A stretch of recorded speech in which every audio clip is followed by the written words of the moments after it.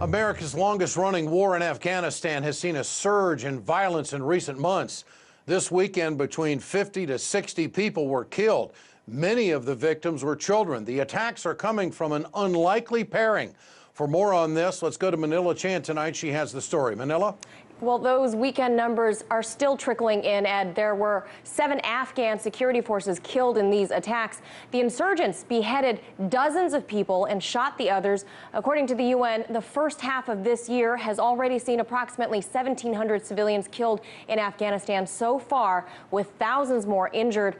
This weekend, surprising attacks in the Saripul province to the north of the country appears to have been the work of both ISIS militants and the Taliban, who have allegedly been teaming up from time to time.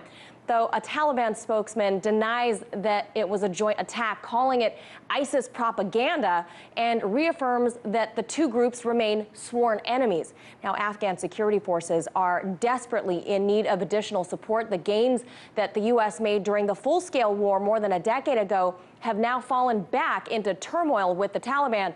Though U.S. maintains just under 10,000 troops in the country in advise and assist roles, provinces such as Helmand, which the U.S. and allied troops have won, have now been lost again to the Taliban.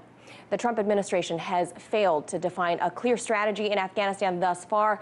In the ongoing war's 16 years, it has seen 17 different commanders rotating through, and talk of President Trump floating the idea of firing current commander of Resolute Support, Army General John Nicholson. But SecDef Jim Mattis and H.R. McMaster advised against it. They, along with Secretary of State Rex Tillerson and Generals Dunford and Nicholson, argue that refusing to commit more U.S. troops to the region would result in much of the country falling back to the Taliban.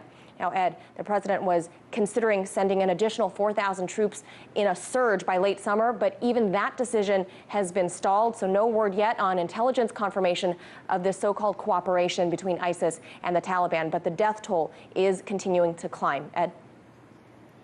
All right. Thank you, Manila. Certainly we'll keep an eye on it.